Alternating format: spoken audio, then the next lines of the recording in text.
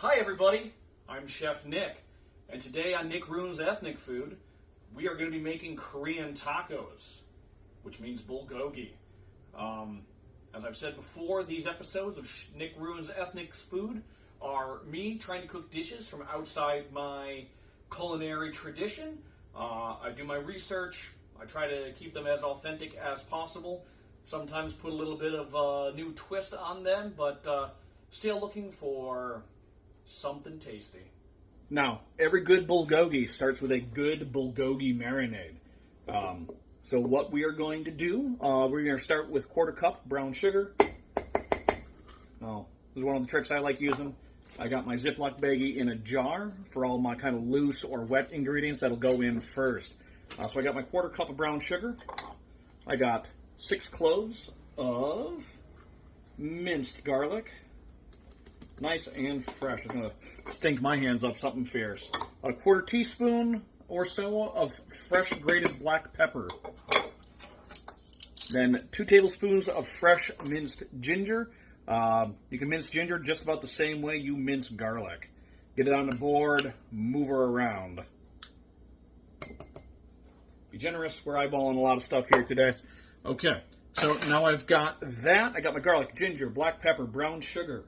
1/4 cup of Mirin, which is Asian cooking wine.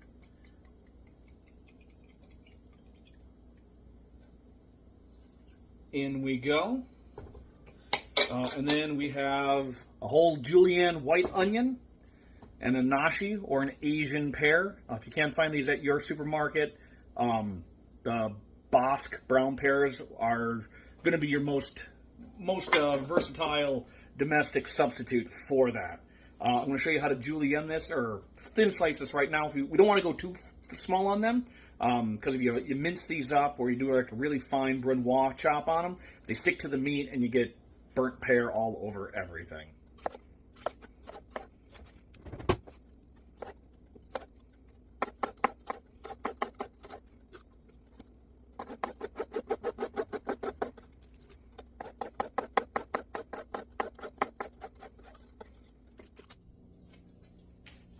Okay, next step on our bulgogi marinade is the meat for our fire meat. All right, so this just has been hanging out in the freezer for the last half hour or so. Should be relatively stiff, especially in the corners. It's going to allow us to slice it nice and thin without tearing the grain. And then I've got 3 ounces of apple juice and 3 ounces of soy sauce. I like using tamari. I think it's got a richer, deeper flavor. I did not add that to the onions and the pears and the other things. I want those flavors going into the meat. I don't want them getting sucked up by the pear or the onion. So let's go ahead and get this sliced up. We'll add those liquids, and then we will massage the bag and then into the cooler overnight. With meat selection, I know ribeye is traditional. Tenderloin is going to be too delicate. New York strip is pretty solid.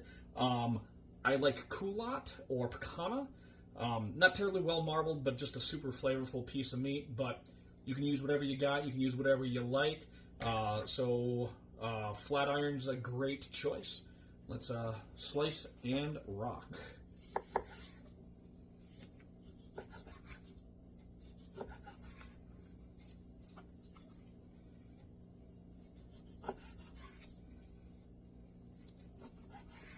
Just slicing these about a 1/4 inch thick, maybe a little bit thinner. And this is a 2-pound piece of meat here. Relatively lean. I cut off all the hard fat, because that's not going to grill up well.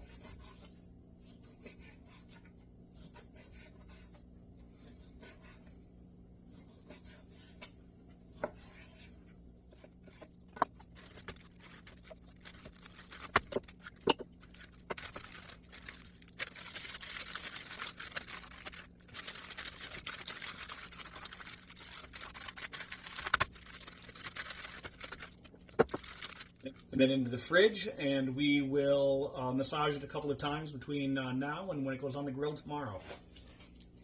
Now, one of my favorite things about bulgogi, besides being absolutely delicious, is part of the reason why it's delicious. It gets a really nice marinade overnight, then it gets grilled, and then it gets finished with a really delightful sauce. So it's pretty similar to the marinade, a lot of similar ingredients. We're going to use a half cup each of brown sugar, soy sauce or tamari, and apple juice.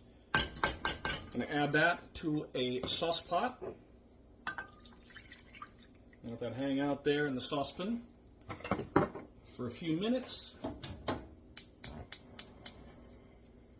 I hit it with some low heat. And basically what we're doing is we're just adding enough heat here to get the sugar to dissolve completely. All right, and then again with the mason jar, we're going to add 2 very finely sliced green onions.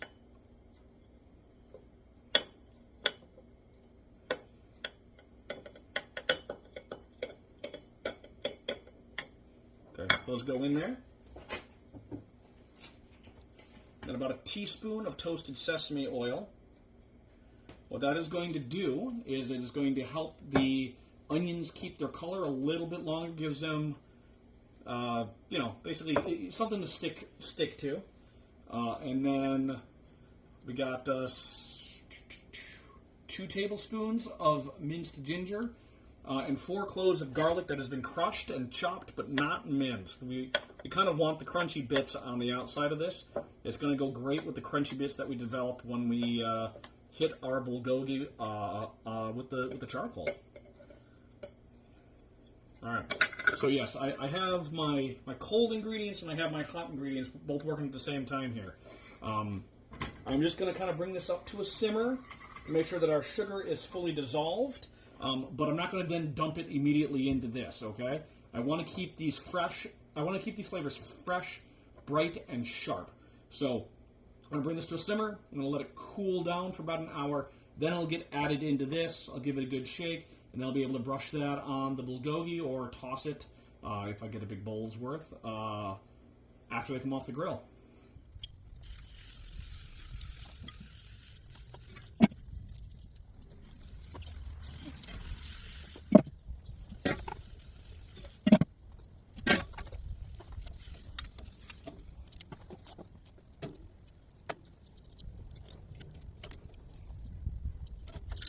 All right, meat's off the grill.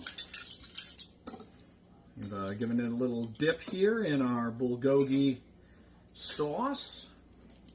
All right, let's get into assembly. So for my Korean tacos, I like to start with a little bit of Ssamjang. It's a fermented soybean paste with gochujang in it.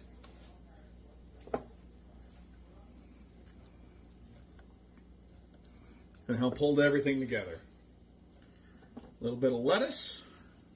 Green leaf is my favorite.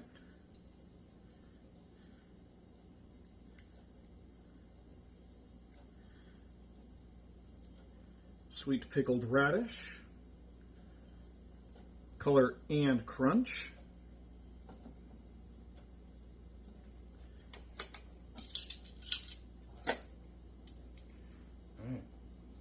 Make these things nice and easy to eat. Let's give them a little snip.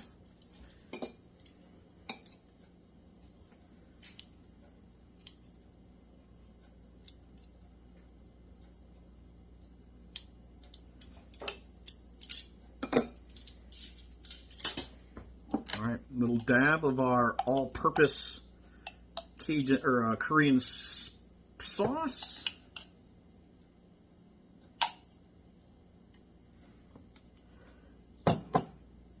That's bulgogi with about a pinch of nice crunchy kimchi.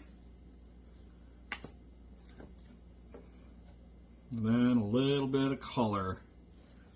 It's fresh green onions. All right, let's see how bad we ruin these things. They're looking pretty good to me. They smell great. Wish you were here. All right, let's dig in.